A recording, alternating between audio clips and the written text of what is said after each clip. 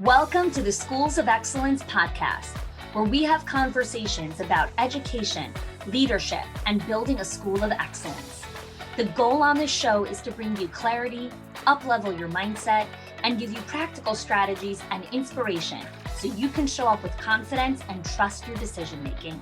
I'm Chani Wolshansky. I'm a mom of 4 under 10, a former New Yorker, and been in the early childhood field my entire life. And I'm so grateful that you've joined me for this conversation.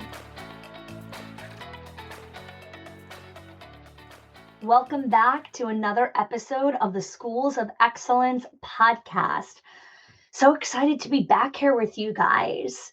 And the summer's here. It is here in full gear. We're feeling the hot weather coming down to us in Florida. It's muggy, it's humid, and it's also pool and grilling season. My kids are off to day camp. And for those of you that follow me on social, my son Mendel, who is 11, was off to overnight camp last week for 8 weeks. I'm actually still waiting for his first call-in from camp. So hopefully we'll hear from him soon. So that's a little bit about what's going on over here in Wolshansky land. And with the summer, many of you guys have current plans already, or some of you are starting to put together your plans. And so I want to invite you into my planning process that I've used for the summer that we do with our family. And I want to show you how you can do this for yourself as well, because the summer is such an exciting time. That's such an amazing season for so many people. And I know so many people come into the summer season with all of these great ideas of like, in the summer, I'm going to do this project. And in the summer, I'm going to do this. And in the summer, I'm going to take care of this. And the summer is this kind of 8 to 10 week time period. And before we turn around, it's the fall and the winds of September are coming closer and closer before we can turn around. So let's treasure the moments where we are right now, be where your feet are, and let's dive into today's episode. So planning for the summer using the IRER method has 4 parts to it. Part number 1 is intention. So number 1 is intention. Number 2 is reflection. Number 3 is experience. And number 4 is rhythms. So let's get started with intention, because there's a very big difference between creating an intentional plan and playing it cool and wanting to kind of go with the flow. So there is definitely times that you want to be able to go with the flow. And that's part of creating margin, right? That's part of planning white space.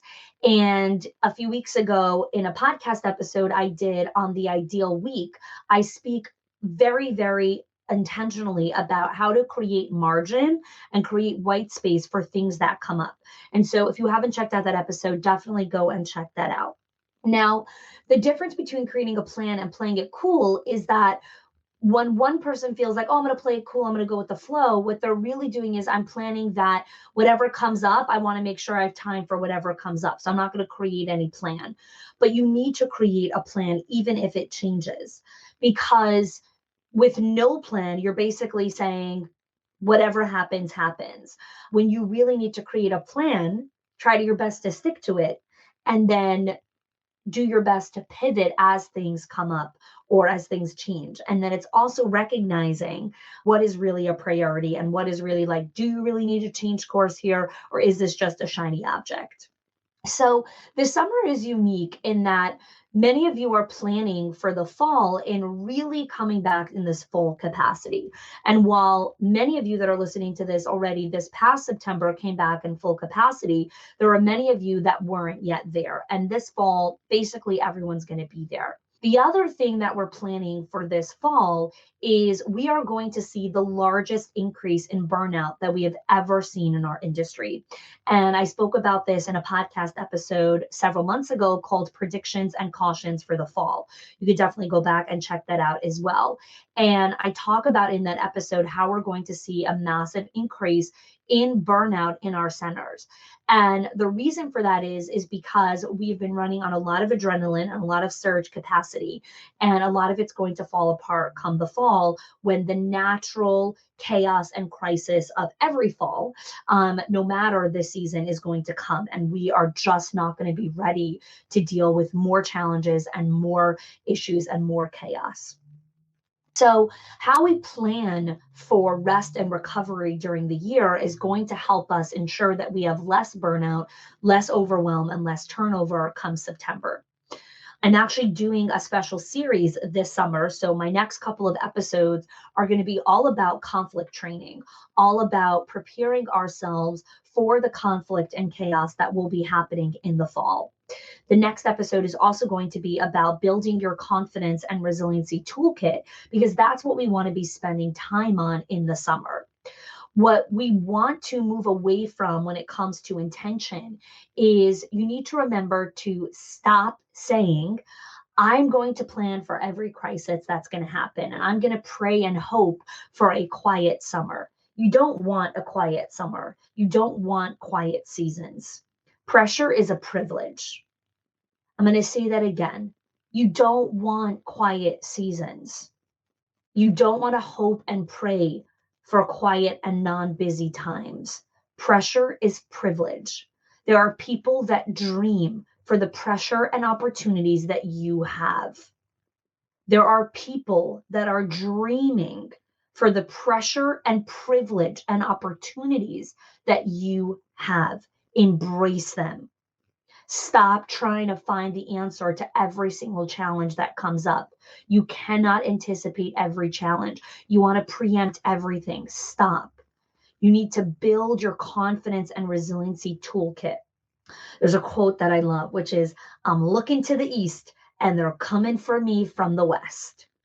You cannot mitigate every challenge. You need to remember that running a school is chaotic, and there is uncertainty, and there is ambiguity. And the best leaders are the ones that are resilient, are the ones that stop trying to mitigate every single thing and actually build their resiliency toolkit. And that's why my next episode is all about how to build your confidence and resiliency toolkit. So, what does it mean to start with intention? Well, starting to plan your summer with intention is about anchoring in values. What do you want your days and weeks to look like? Do you want it to be more about community and connection? Do you want it to have faith or family? Do you want to have a reconnection with nature? What is it for you? What is the intention that you want to create for this summer? The reason I like to start with this is because, like I said earlier, we want to stop trying to spend the summer mitigating all risk, spending time, and I'm going to build all my operations, I'm going to build all my systems and all my workflows and all my processes. It's ridiculous. You're constantly doing that. You want to build your resiliency toolkit. You want to build the confidence and the mindset to stop falling apart when chaos happens. So, what's your intention? What values are you going to be anchoring in this summer? That's number one. Number two is reflection, reflecting on your year of wins and successes. I don't need to remind you to reflect on your struggles.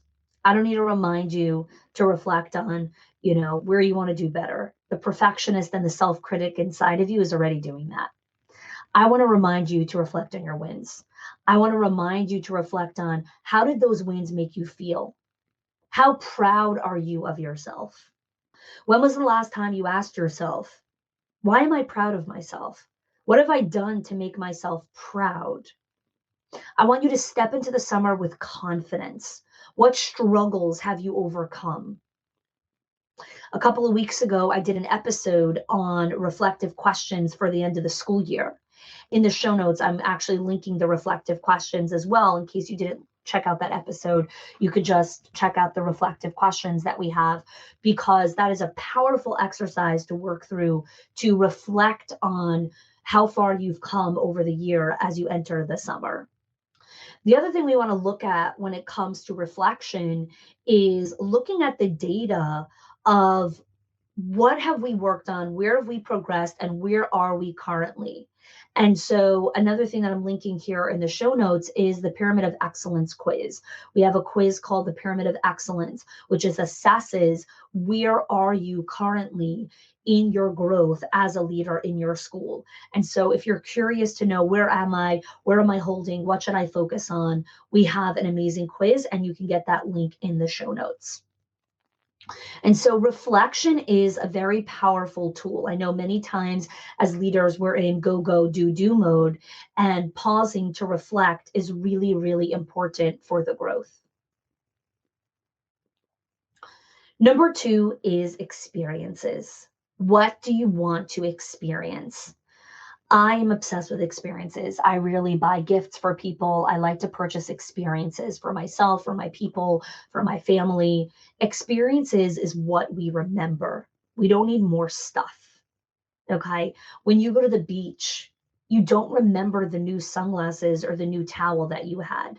You remember the people that you sat next to, the feelings of the sand and the water, the peace of the ocean, because it's the experience. It's how it made you feel.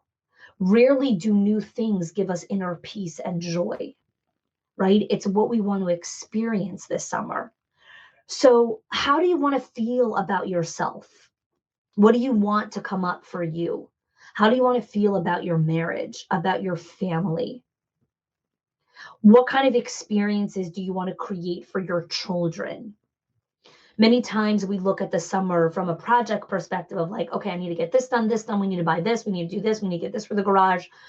Those things are going to happen.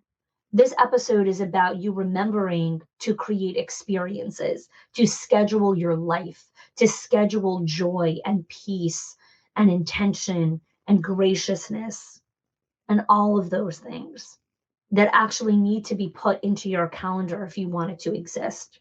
And again, if you're new to this podcast or you're new to the concept of creating calendars and scheduling experiences, definitely go back to our episode on the ideal week where we break down how to create a calendar. So let's go into the final one, number four, which is rhythms. What are some of the family rhythms that you want to bring back or create for yourself, for your marriage, for your family this summer? Rhythms create culture. Rhythms create culture, becomes part of the fabric of who you are as a family with your rituals and rhythms. Growing up, we had a winter rhythm in our family where we would go out to eat every Saturday night. Shabbat would end earlier in the winter time, usually around 5:30. And we would go out as a family, usually to the same restaurant. We went to this place on Coney Island in Brooklyn. It was called Shalom Hunin. It was a Chinese restaurant. I think it shut down, if I'm not mistaken. And we would go there basically every Saturday night. We would order the same food.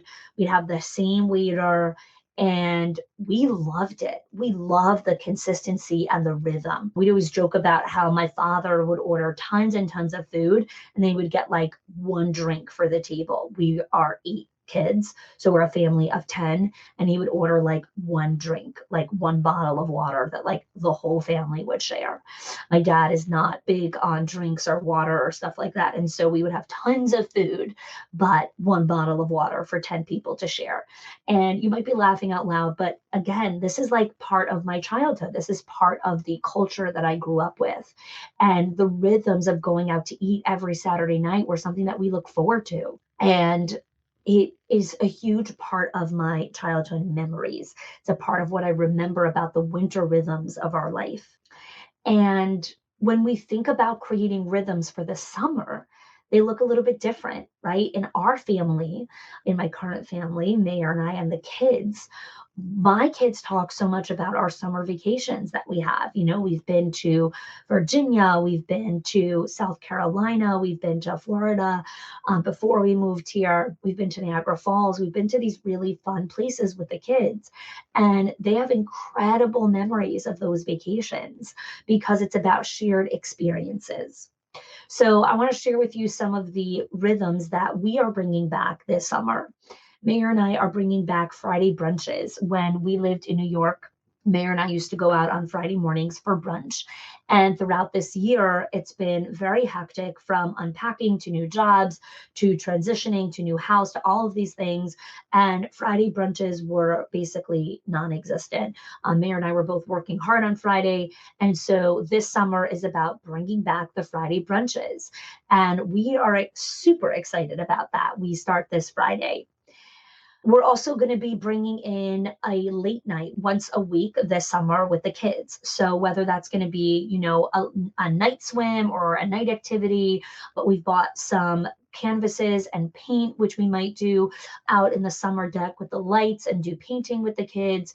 But we want to be able to celebrate summer with the kids and do a late night once a week with our kids as part of our rhythm. Another rhythm that we're introducing, because it's grilling season, is Mayor is going to be taking on cooking dinner twice a week. So during the year, I usually do dinner every night. Every once in a while, Mayor will take over. It's a busy season for me in the business, but I usually cook dinner. I enjoy cooking.